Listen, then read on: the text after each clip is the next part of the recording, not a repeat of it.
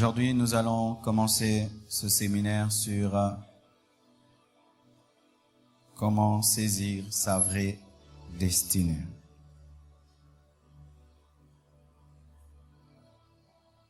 Nous sommes dans le psaume 31, nous allons nous tenir debout pour lire.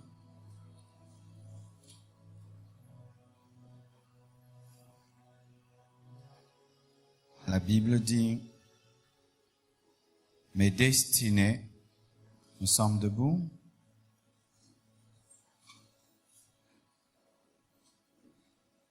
Mes destinées sont dans ta main. Amen.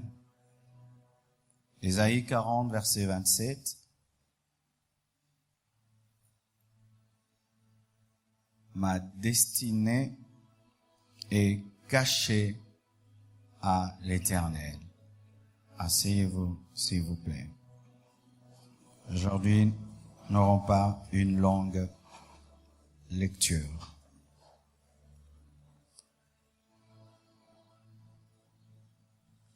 Aujourd'hui, je veux seulement expliquer la destinée, parce que nous ne pouvons pas nous réunir sur un concept sans le comprendre, sans le maîtriser, de peur que tu t'attendes à des choses et que cela n'arrive pas. David parle clairement de la destinée, ainsi que le prophète Ésaïe, pour dire que ce n'est pas un terme créé par l'église de réveil. Parce que souvent, quand on parle de destinée, c'est comme si c'est une invention des pasteurs, surtout des églises de réveil. Clairement, David parle de la destinée. Et il ne parle même pas d'une destinée, il parle de plusieurs destinées. Il dit: mes destinées sont dans ta main. Destinées au pluriel. Et Ésaïe 40, verset 27, parle de ma destinée au singulier. Il n'y a point de contradiction entre ma destinée et mes destinées, car Ésaïe s'est concentré sur un domaine précis, mais David a parlé de tous les domaines de sa vie. Que veut dire destinée? La destinée, c'est la volonté parfaite de Dieu pour une personne. C'est la volonté parfaite de Dieu pour une personne. Et déjà, vous pouvez dire: mais pasteur, tu parles de volonté parfaite. C'est parce qu'il y a aussi la volonté permissive. Il est possible d'être dans la volonté de Dieu, mais de ne pas être dans sa volonté parfaite. Vraiment, mes frères, retenez cela, retenez cela. Il est possible d'être dans une volonté de Dieu, mais de ne pas être dans son plan parfait. Et pendant ce séminaire, nous cherchons à être dans le plan parfait de Dieu. Car être dans la volonté permissive de Dieu est un échec. Je vais vous parler de quelques volontés permissives de Dieu. La première pourra vous choquer. C'est ce que nous vivons. Ce monde-ci n'est pas le plan parfait de Dieu. Ce monde que vous voyez. La volonté parfaite de Dieu était que, en créant l'homme, que l'homme soit fidèle, qu'il reste dans le jardin d'Éden, qu'il ne meure jamais. C'était ça le plan parfait de Dieu. Mais quand l'homme a péché, il est tombé dans la volonté permissive de Dieu. Dieu devait maintenant entrer dans ce désordre causé par l'homme pour le ramener à la volonté parfaite. L'homme a commencé à mourir. L'homme a commencé à tomber malade. Jésus devait mourir. C'était pas le plan parfait. L'homme devait vivre éternellement sans avoir besoin qu'un sauveur vienne mourir pour qu'il soit éternel, car il était créé éternel. Mais nous voyons que lorsque l'homme quitte la volonté parfaite de Dieu, Dieu ne croise pas ses bras, se contentant de cette situation, mais il travaille pour ramener l'homme à sa volonté parfaite.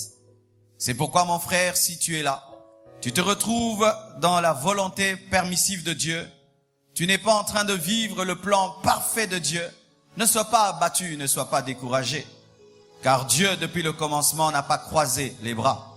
Il a dit à la femme, comme tu as péché, tu vas enfanter avec des douleurs, ce qui n'était pas le plan parfait de Dieu, mais il a dit, ta postérité écrasera la tête du serpent, c'est dire, au travers de ta postérité, je veux te ramener dans le plan parfait. Amen. Si tu as quitté le plan parfait de Dieu, tant que tu es vivant, ce n'est pas trop tard. Tu peux vivre la volonté parfaite de Dieu. Il n'est pas trop tard. Alléluia. Une autre manifestation de la volonté permissive de Dieu. Dieu dit à Abraham qu'il lui donnerait un enfant. C'était le plan. Et Dieu précise au travers de Sarah. Mais quand les années passent, Sarah tombe dans l'incrédulité, Abraham aussi. Et Sarah pousse Abraham vers sa servante Agar et ils ont un enfant, Ismaël. Ismaël n'était pas le plan parfait de Dieu. C'était la volonté permissive de Dieu. Mais lorsque Ismaël naît, Dieu vient corriger les choses au travers de Sarah. Il donne Isaac. Et sachez ceci. Il y a toujours un combat, une lutte entre la volonté parfaite de Dieu et la volonté permissive. Ismaël a commencé à se moquer d'Isaac. Et jusqu'aujourd'hui, il y a guerre entre les fils d'Ismaël et les fils d'Isaac. C'est pourquoi vous voyez le terrorisme dans le monde, c'est le combat entre le produit de la volonté permissive de Dieu et le produit de la volonté parfaite de Dieu. Je prêcherai de manière prophétique dans tout ce séminaire. Bien-aimés frères, Dieu peut te promettre des choses, tu les attends dans la volonté parfaite de Dieu, mais quand tu tombes dans l'impatience, tu risques d'entrer dans Ismaël. Et alors que tu t'attaches à Ismaël, à Isaac naît, et tu es obligé de lâcher Ismaël pour avoir Isaac. Mais Ismaël est plus âgé qu'Isaac. Tu ne dois pas regarder à l'âge, mais tu dois regarder à la révélation. Dieu peut me dire, Marcelo, je vais t'appeler à me servir au Gabon. Et j'attends, ça n'arrive pas. Je commence un ministère aux États-Unis qui prospère, qui devient grand.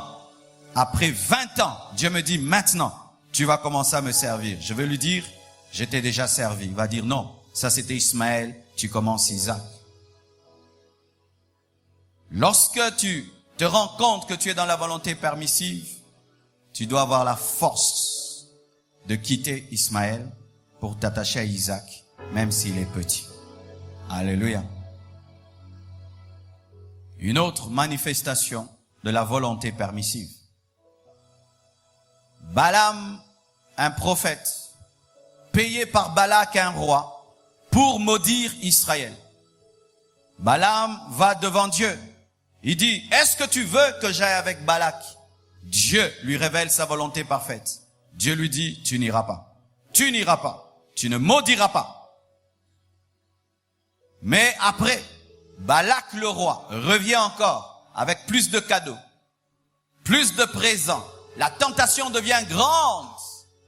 Et la Bible nous dit que Balaam, tout en connaissant la volonté parfaite de Dieu, va encore devant Dieu poser la même question. Veux-tu que j'aille? Et bizarrement, Dieu dit va. Dieu qui a dit ne va pas, dit va. Pourquoi? Il avait trouvé que son serviteur était devenu tellement cupide qu'il ne pouvait plus entendre la première volonté. Il lui donne la deuxième. Mais lorsque Balaam fait ce que Dieu lui dit, il va. La Bible nous dit que sur son chemin, un ange vient pour le tuer. Comment le même Dieu qui te dit va veut te tuer? C'est parce que Dieu ne nous protège que dans sa volonté parfaite, mais dans la volonté permissive, Dieu devient notre ennemi. Ton ennemi dans la volonté permissive n'est pas le diable, c'est Dieu lui-même, qui viendra te contester afin de te ramener dans sa volonté parfaite. Certains ici, vous êtes en train de lutter, de jeûner, de prier, chassant le diable, alors que vous avez besoin de redécouvrir la volonté parfaite de Dieu et vous y mettre pour que les choses avancent. Tu peux tout faire, ça ne marchera pas. C'est pourquoi pendant cette retraite, priez Dieu qui vous révèle si vous êtes dans sa volonté. Qui vous révèle si vous êtes dans sa volonté. Dieu dit au prophète, va. Dieu veut le tuer, mais il peut dire, Seigneur, quelle contradiction en soi. C'est comme un enfant, tu lui dis, ne prends pas le piment, il insiste, tu dis, prends. Et quand il prend, est-ce que c'est ta volonté parfaite? Ce n'est pas ta volonté parfaite. Il s'est tellement entêté que tu dis, va. En lingala, on dit quoi? Quand un enfant veut toucher le feu, laisse-le toucher le feu. Est-ce que c'est la volonté parfaite du parent? Ce n'est pas la volonté parfaite. Mais comme il est têtu, tu le laisses. Ce que tu es en train de vivre, est-ce que c'est la volonté parfaite de Dieu ou c'est la volonté permissive? Nous tombons dans la volonté permissive de Dieu lorsque nous nous tenons devant Dieu avec un penchant. C'est-à-dire que tu es en train de rechercher la volonté de Dieu, mais tu as déjà pris ta décision. Alors Dieu te laisse faire ce que tu veux, parce que en soi, quand tu es venu, tu n'étais pas venu chercher sa volonté, tu étais venu pour qu'il approuve ta volonté. Quand tu vas vers Dieu pour chercher sa volonté, viens à vide. Tu n'as pas de position. Père, que veux-tu? Et tu es prêt à recevoir gauche, droite, tu fais pas, tu fais. Mais quand tu as déjà une position, je veux, Seigneur, veux-tu que j'aille? Là, tu te servir de lui pour approuver ta volonté. Alléluia. Cela dans tous les domaines. Ne faites jamais des prières de mascarade. Seigneur, je te confie cette journée, dirige-moi alors que tu as ton plan. Seigneur, est-ce que c'est ta volonté alors que tu as ta décision? Quand vous faites cela, vous tombez dans la volonté permissive de Dieu. Et qu'est-ce que ça va faire? Tu vas souffrir. Tu vas souffrir et souffrir parce que l'ange se tient devant toi. Amen.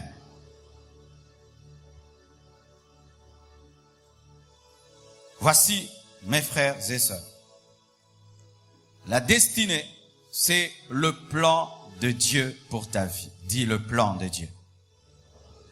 Frères et sœurs, j'aimerais vous garantir que Dieu a un plan pour vos vies.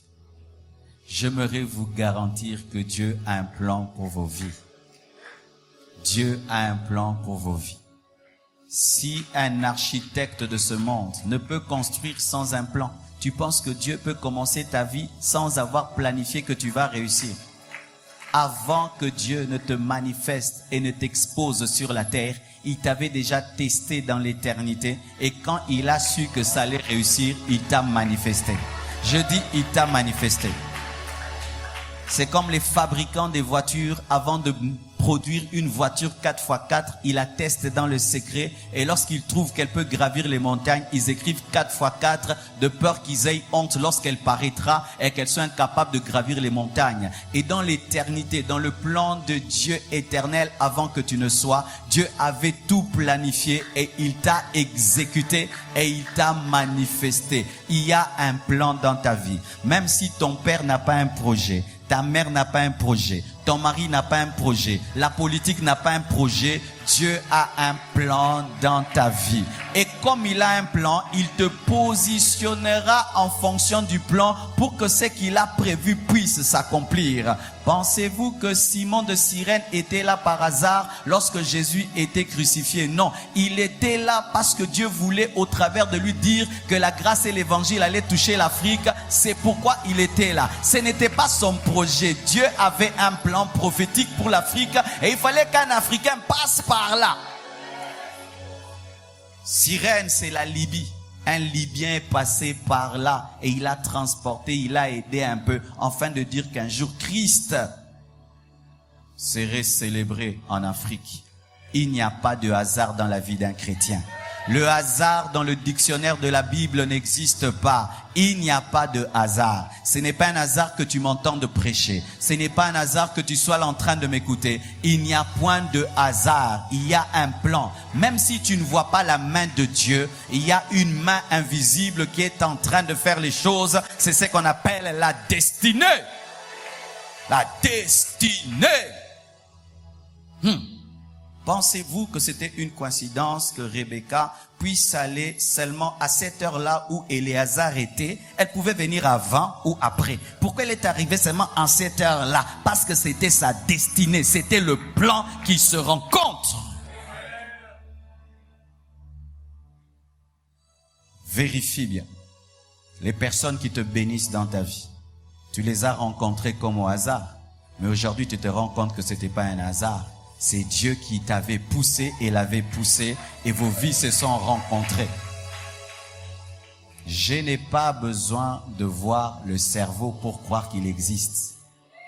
Le fait seulement que je parle intelligemment prouve qu'il y a un cerveau.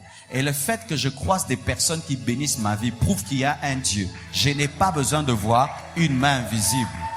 Bien-aimé, il y a un plan. Et quand Dieu parle de ce plan, il dit c'est un plan de bonheur. De bonheur. De bonheur, de bonheur.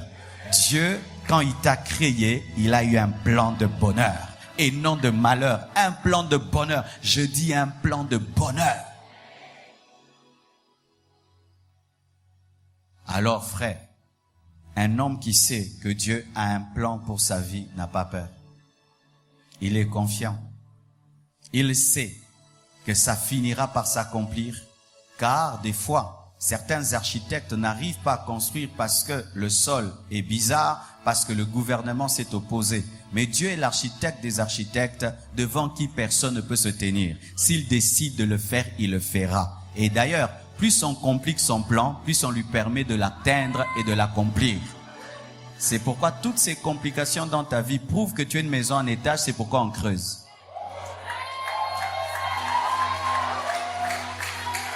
Parce que tu pensais en soi que tu étais une maison sans étage. C'est pourquoi tu pensais que ça monterait directement. Mais quand tu connais les choses de l'architecture et tu vois on commence à creuser, tu dis bon ton étage, mais non, et je te dis frère, sœur, des fois ce que tu appelles malheur n'est pas un malheur. Dieu est en train de creuser parce que tu seras un gratte-ciel. Un gratte-ciel, un gratte-ciel. Je dis un gratte-ciel. Jésus a pari sur cette terre 30 ans de fondation. 3 ans, il a élevé le mur. 30 ans d'anonymat, 30 ans de fondation. Pourquoi? C'était un gratte-ciel. Lorsque David était en train de paître les brebis de son père et qu'il était le cadet de la famille, ça paraissait être de l'injustice. Mais c'était la formation de Dieu. Quand Dieu a un plan dans ta vie, même la méchanceté des hommes, Dieu récupère cette méchanceté. La méchanceté des hommes devient un professeur dans ta destinée. Car s'ils sont trop gentils, tu ne sauras pas gérer.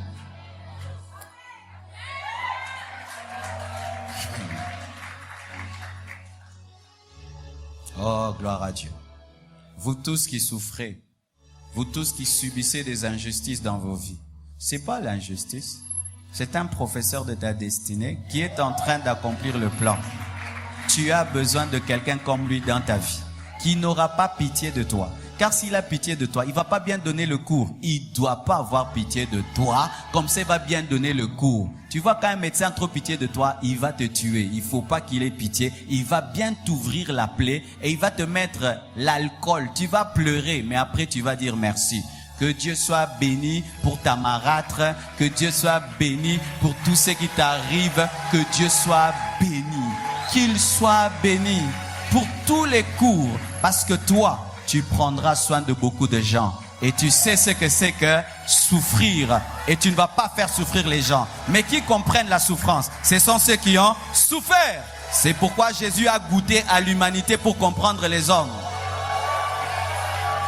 Nous avons un intercesseur homme qui a goûté à l'humanité. C'est pourquoi quand tu pries, Seigneur, il fait chaud. Jésus dit, Saint-Esprit, moulunge zamakasi. Et zamakasi na mokili. Poye poye.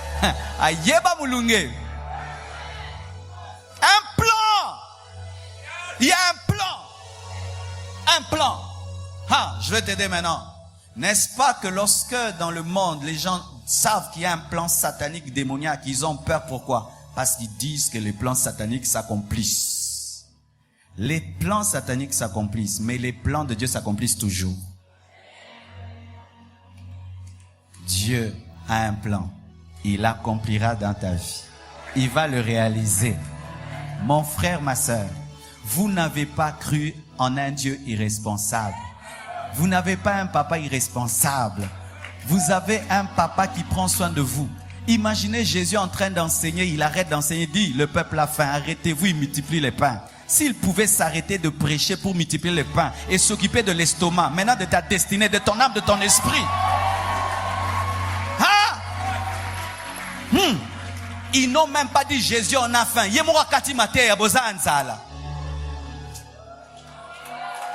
Nzamba ebi kokoli il faut bala. Yamutasala tebiajnao.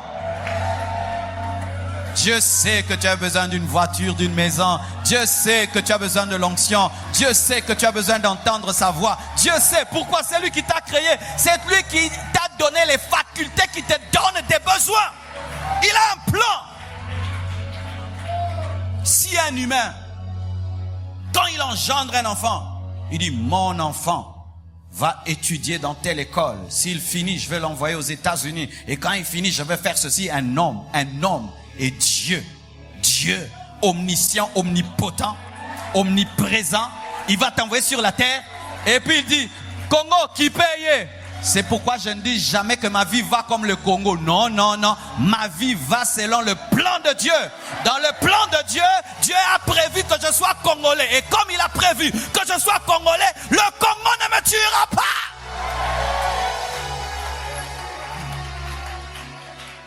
La pomme de terre ne pousse pas à Kinshasa. Elle pousse à Goma. Pourquoi? Il faut une température pour la pomme de terre. Et toi, Dieu t'a planté au Congo parce que tu peux pousser au Congo. Si on prenait un Américain, on l'amène ici à Okokate, mais toi tu peux, pourquoi? Tu as été programmé, formaté par rapport à cette nation. Un plan. Ta destinée, c'est un plan minutieusement conçu.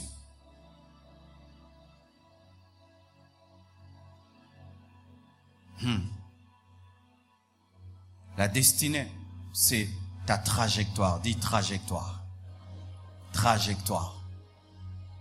La trajectoire révèle un point de lancement, un point d'arrivée. Vous voyez le but que le frère Mpoku a marqué. C'était comme ça. Vous voyez une trajectoire. En soi, il y a certains buts qui vont comme ça. Mais ça, c'est allé comme ça. Alors quand ça fait comme ça, tu penses que why? Mais wow. Alors Dieu des fois peut te dire, je t'appelle être riche, pas tu es pauvre, why? Et puis wow. Dieu te dit que tu vas te marier, 40 ans tu n'es pas marié, et puis wow. Pendant un temps tu souffres et puis ça arrive. Pendant un temps tu es berger puis tu deviens roi. Why et wow. Bien-aimés frères et sœurs, tu n'es pas plus intelligent que Dieu qui t'a tiré. Tu n'es pas plus intelligent que Dieu qui t'a tiré. Même si des fois c'est comme si au côté à terre, sois patient, ça entrera. Trajectoire.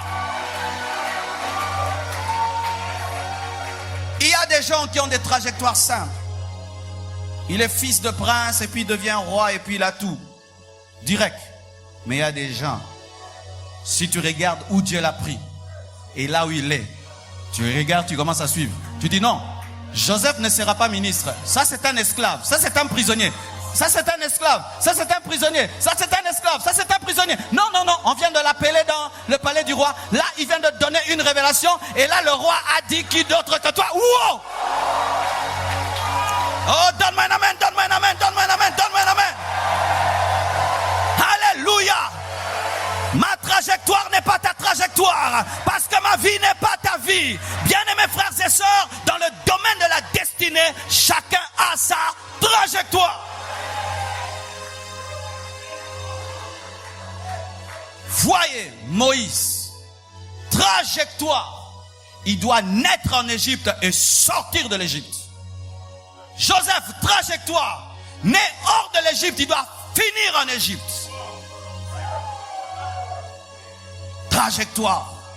C'est pourquoi, mon frère, tu ne peux jamais imiter quelqu'un, parce que peut-être lui il va en Égypte et toi tu sors de l'Égypte. Tu ne peux pas prendre la vie de l'autre, en faire ta vie, parce que lui il doit aller en Égypte pour devenir ministre, mais toi tu dois sortir de l'Égypte.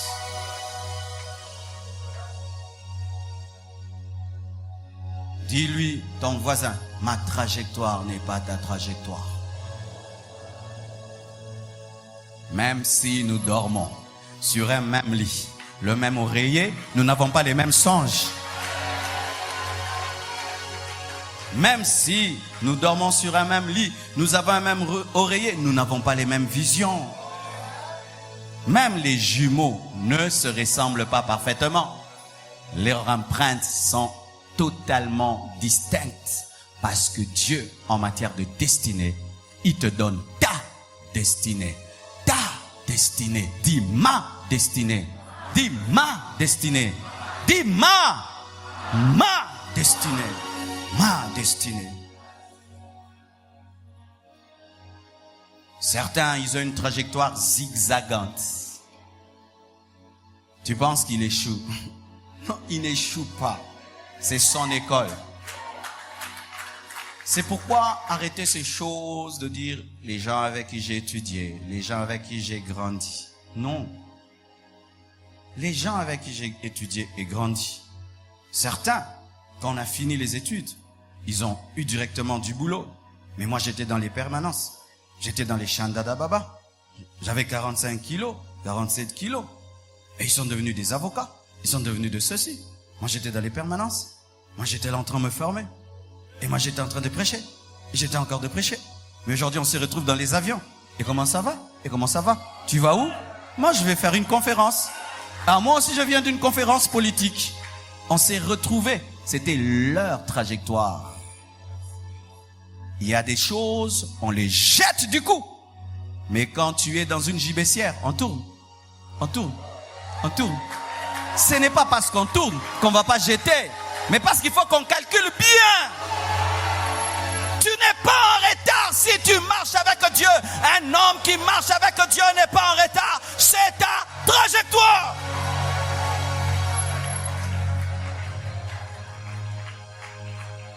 J'aime le golf.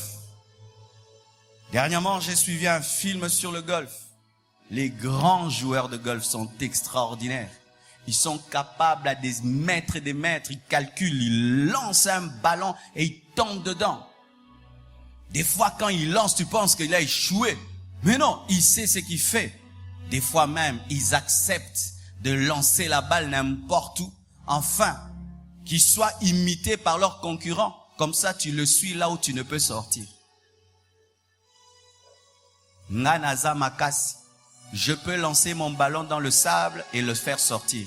Toi, maintenant, tu me suis dans le sable et tu ne sais pas faire sortir. C'est pourquoi dans la destinée, n'imite pas quelqu'un. Lui, il peut faire une chose à Bimi, mais yo, au Koufi.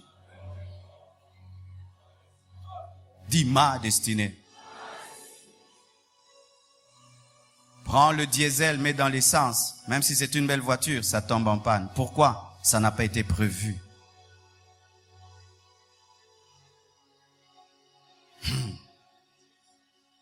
Vous qui avez des trajectoires compliquées, des trajectoires bizarres, ne jetez pas vos vies.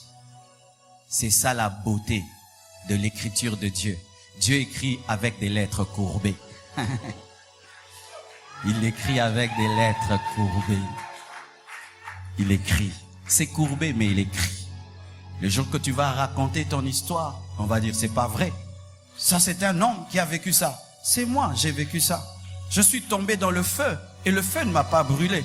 Toi, oui, moi, le feu ne m'a pas brûlé. Mais ton Dieu, il était où? Il était dans le feu. Mais pourquoi il t'a pas protégé du feu? Il voulait démontrer au travers de moi qu'il est le feu qui est au-dessus du feu. Ta trajectoire. Si Job te racontait sa vie, si Job, j'étais l'homme le plus riche, et puis je suis devenu l'homme le plus pauvre, et puis je suis devenu l'homme le plus riche. Trajectoire. Depuis que j'ai compris ça, bien-aimé, j'aime ma vie. J'aime ma vie. J'aime ma vie. Si la tienne dépasse la mienne, gloire à Dieu. Si la mienne dépasse la tienne, je ne suis pas orgueilleux. Parce que peut-être ta trajectoire, un jour va me dépasser. La connaissance de la trajectoire te donne la paix et te libère de l'orgueil. Parce que tu ne sais pas ce que l'autre deviendra. Alléluia.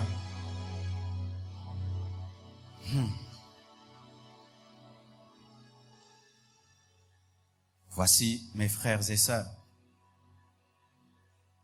La destinée, d'ailleurs je vais m'arrêter là pour creuser, c'est une dimension spirituelle que tu dois atteindre. Amen. Quand j'en parle même, j'ai vraiment la chair de poule. Je ne sais pas si ça vous arrive. Mais quand vraiment tu es spirituel, même quand tu pries et tu marches avec Dieu, au-dedans de toi, tu sais, c'est que tu dois réellement vivre avec Dieu. De sorte que tu traverses des fois des moments d'insatisfaction dans ta manière de l'adorer, dans ta manière de l'aimer, dans ta manière de le servir, dans ta manière de te consacrer à lui, dans ton intimité avec Dieu. Au-dedans de toi, des fois, tu sens une soif de Dieu. En soi, c'est quoi? L'Esprit de Dieu qui te dit, c'est ça le niveau que tu dois atteindre. Tu lis la Bible, tu pries, tu fais des choses, mais au-dedans de toi, tu sens, non, non, comité. Ça t'arrive? C'est ça ta destinée. C'est ça le niveau que tu dois atteindre. Un homme de Dieu m'a révolutionné un jour, et cette phrase, je l'oublierai jamais de toute ma vie. Il m'a dit, lorsque nous irons au ciel, Dieu va nous montrer deux nous. Il va nous montrer le nous qui est entré au ciel et le nous qui devrait entrer au ciel. Il va te montrer ce que tu es et ce que tu aurais pu être si tu avais obéi à Dieu en toutes choses. Et la plupart d'entre nous vont regretter et demanderont même à Dieu de rentrer sur la terre pour bien le servir. Je donne un exemple. Si seulement Marie avait couché avec Joseph, qu'est-ce qui serait arrivé? Si Marie avait seulement couché avec Joseph avant la grossesse de Jésus, qu'est-ce qui serait arrivé? L'ange Gabriel ne serait pas venu. Elle allait mourir comme toutes les femmes. Mais alors que le plan, c'était que cette femme puisse voir un ange lui parler, elle devait engendrer le Fils de Dieu sur la terre, mais elle allait mourir sans jamais le savoir. Nous le savons parce qu'elle a mené une certaine vie. Mais si elle n'avait pas fait, je donne encore un exemple. Si Joseph était tombé avec la femme de Potiphar, qu'est-ce qu'il serait devenu? Il allait mourir en prison. Jamais il ne serait devenu ministre, jamais il n'allait enfanter Ephraïm et Manassé, jamais il n'allait être parmi les héros de la foi, si seulement il avait fait, si seulement il avait fait. Donc il y a ce qu'il est et ce qu'il aurait pu être. Si Paul avait résisté à l'appel qu'il avait reçu, est-ce qu'il y aurait Philippiens dans cette Bible, Corinthiens, Éphésiens? Et maintenant toi, qu'est-ce que tu fais? Qu'est-ce que tu es en train de faire? Qu'est-ce que tu es en train de faire? Qu'est-ce que tu es en train de faire? Au-dedans de toi, l'Esprit de Dieu te révèle que tu dois mener une certaine vie. Une certaine vie. D'ailleurs, est-ce que lorsque Paul répondait à l'appel de Dieu, Dieu lui disait, il y aura Philippiens, Corinthiens, il a obéi et le reste est venu. C'est ce que tu es en train de faire. Résistant à une soif spirituelle. Résistant à un besoin intérieur très fort en toi. C'est ce qui est en train de gâcher ce que tu allais être normalement.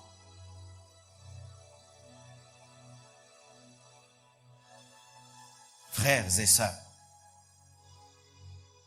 je vous assure, beaucoup d'entre vous, vous n'êtes que l'ombre de ce que vous devez être. Beaucoup d'entre vous. C'est-à-dire, au stade où tu devais être un homme tellement intime à Dieu, tellement ressemblant à Christ, manifestant Dieu, vivant des choses extraordinaires. Mais ton problème, c'est que lorsque l'Esprit de Dieu te révèle que ça, ce n'est pas la vie que tu dois mener, tu vis toujours dans le statu quo, le statu quo, le statu quo. J'ai peur dans ma vie lorsque je ne grandis plus. Sache, quand tu ne grandis plus, tu rates toujours des choses, car il y a des choses qu'on ne donne qu'aux grands. Toujours.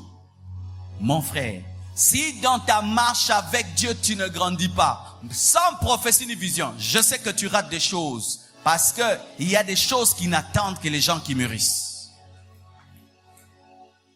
Si Élisée n'avait pas regardé Élie pendant qu'il montait, qu'est-ce qui serait arrivé?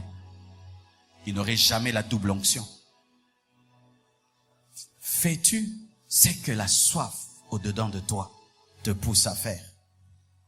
Chaque nuit, l'Esprit de Dieu te pousse à prier. Tu t'en occupes pas. Si tu l'avais fait pendant 10 ans, tu aurais ce niveau spirituel? Chaque fois, l'Esprit te pousse à lire la Bible. Tu ne lis pas. Si tu l'avais fait, ça fait maintenant 10 ans. Tu aurais ce niveau de connaissance? Non. Chaque fois, l'Esprit te pousse à jeûner, prier. Si tu l'avais fait, ça fait 10 ans. Tu aurais ce niveau d'onction? Non. Ça fait longtemps que l'Esprit de Dieu t'a dit d'enlever ce péché de ta vie. Depuis longtemps. Chaque année, tu trouves des arguments pour demeurer dedans. Tu aurais déjà été un autre homme, une autre femme, il y a très longtemps. Un autre homme, une autre femme, depuis très longtemps. Je te dis, depuis longtemps. Depuis longtemps. Ça, c'est aussi ta destinée. L'Esprit de Dieu en toi, c'est comme un gouvernail qui te pousse vers ta destinée. Mais Dieu, dans le domaine de la destinée, ne te dira pas tout. Tu dois le suivre et tu comprendras.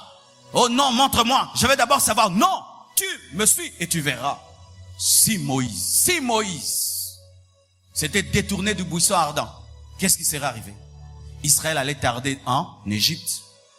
Est-ce qu'il aurait écrit les 10 commandements? Serait-il appelé l'un des plus grands prophètes du monde? Non. Mais il y a des Moïse ici qui fuient leur buisson ardent.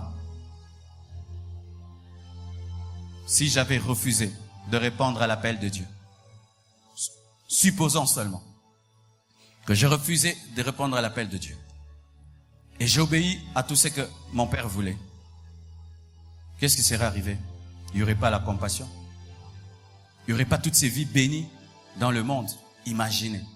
Maintenant, que tu es en train de faire? Tu fais quoi? Qu'est-ce que tu es en train de faire? Mes frères et sœurs, au dernier jour, vous aurez besoin de rentrer pour faire ce que vous devez faire, mais ce sera trop tard. En toi, il y a l'Esprit. L'Esprit a soif de Dieu.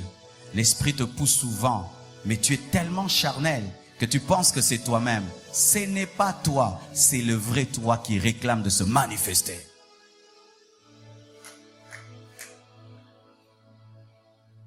Un jour, j'étais dans une veillée et j'ai dormi. Et après, je vois une vision. Je vois un costaud, grand, à côté de moi. Et j'ai dit costaud comme ça. Dieu m'a dit, c'est toi. Je dis quoi? Moi? Là, on était à Lemba. Moi? Il dit oui, c'est ce que tu dois devenir. Arrête de te considérer petit. C'est ce que tu dois devenir.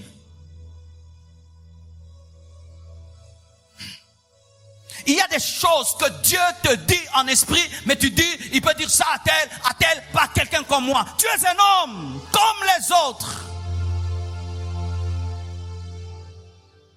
Il y a des prix à payer que Dieu te demande. Mais tu dis non, il peut demander ça au pasteur. Il peut demander à tel apôtre. Il peut demander, pas à moi. Dieu ne peut pas me demander. C'est à toi qui demande.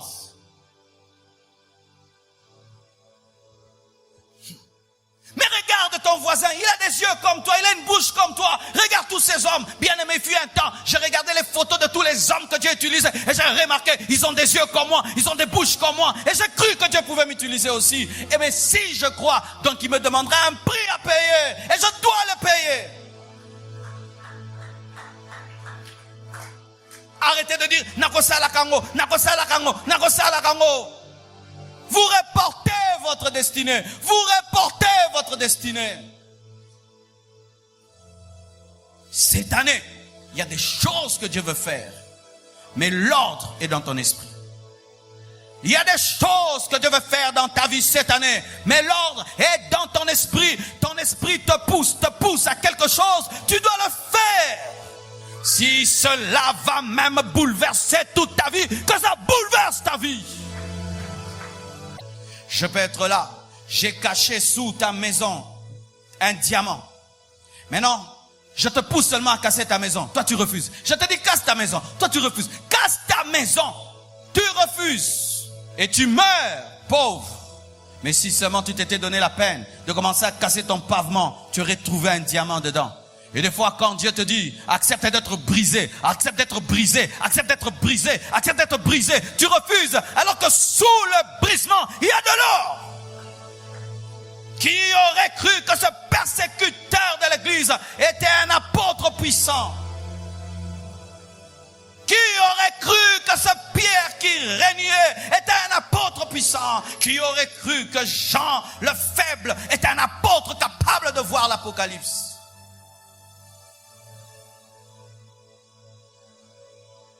Je prie que Dieu vous ouvre les yeux et que vous compreniez que votre destinée n'est pas loin de vous. Vous devez accepter de changer pour la tenir. Que Dieu vous bénisse abondamment. Oh, nous allons prier et demander à Dieu aujourd'hui qui nous révèle c'est à quoi il nous appelle sur cette terre et qui nous donne la force de répondre à son appel.